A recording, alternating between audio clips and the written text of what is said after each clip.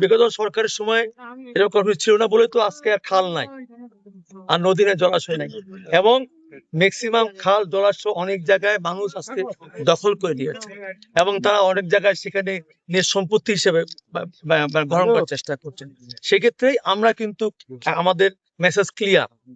অর্থাৎ আমাদের যেখানে যে খালটি আছে আমরা সেই খালটি সেখানে যেই জমি দখল থাকুক বা যেখানে ভূমি দখল কথা হোক আমরা সেগুলো অপারেশন করব। আমার জেলা প্রশাসকের মাধ্যমে যদি আইনগতভাবে দরকার হয় আইনগতভাবে আমরা সেগুলো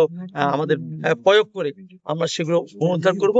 এবং আজকে সারা বাংলাদেশে কিন্তু আমরা যতগুলো যে আমরা পরিকল্পনা নিয়েছি, আসলে আমরা গল্পে, কবিতায় বা বইয়ে বা শুনেছি আলাদা জিনিস, আমরা বাস্তবমুখী হয়ে আমি যখন সারা বাংলাদেশে অনেকগুলো এরকম খাল নদী জলাশয় যাচ্ছি, সত্যি চিত্রটা অসম্ভব কিভাবে একটা বিরূপ অবস্থার মধ্যে আছে। ইনশাল্লাহ আমাদের মাননীয় প্রধানমন্ত্রী ইতিমধ্যে বলেছেন উনি মাসে 2 বার সারা বাংলাদেশে এইভাবে বিভিন্ন খাল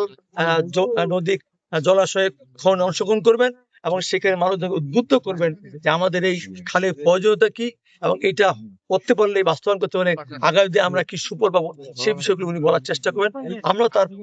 পাশে থেকে সেগুলো বলার চেষ্টা করছি। এই ঝিনাইকুড়ি যে খাল, এটা একটা সময় ছোট হলো একটা নদী ছিল, প্রবাহমান ছিল, সময়ের বিবর্তনে এই খাল ভরাট হয়ে গেছে। এখানে এখন আর সেই খালের চিত্র নাই, নদীর চিত্র তো নাই। আমাদের পানি সম্পদ মন্ত্রণালয় আজকের এই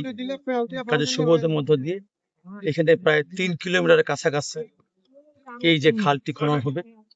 এর মধ্য দিয়ে প্রায় 15,000-এরও বেশি মানুষ এই যে এখানে বিশেষ করে বন্যার সময় জলাবদ্ধতা বা শুকনো মৌসুমে মানুষের যে পানির প্রয়োজনীয়তা, সেগুলো কিন্তু এই খালটি যদি এখানে আমরা সংস্কার করে খনন করে এখানে পানিগুলো ধারণ এবং প্রবাহমান রাখতে পারি, আমার বিশ্বাস আমরা যে উদ্যোগে আজকে সারা বাংলাদেশে নদী খাল জলাশয় খননের আমরা আজকে উদ্যোগ নিয়েছি সেটা আমার সফল হবে। এর পাশাপাশি এই খালটির সঙ্গে আমাদের এই বদা পৌরসভার বদা শহরের বিশেষ করে বুক চিরে বয়ে গেছে। সেক্ষেত্রে এই খালটির সঙ্গে সঙ্গে কিন্তু মানুষের জীবন জীবিকা এবং বিশেষ করে জীব বৈচিত্র্যের যে একটা বৈষম্য চলছে, সেখান থেকে কিন্তু আমাদের এই খাল খননের মধ্য দিয়ে আমাদের যে বৃক্ষরোপণ, আমাদের যে মৎস্য চাষ এবং আমাদের এই খালের ভিতরে যে হাঁস পালন করে মানুষ তাদের জীবন জীবিকার ক্ষেত্রে যে উপকৃত হয়, সেটাও কিন্তু আমরা এই খাল খননের মধ্যে আমরা সেটা বাস্তবায়ন করলে সেটা আমরা এখানে মানুষকে দিতে পারি। আমরা আশা করব আসলে আমাদের শহীদ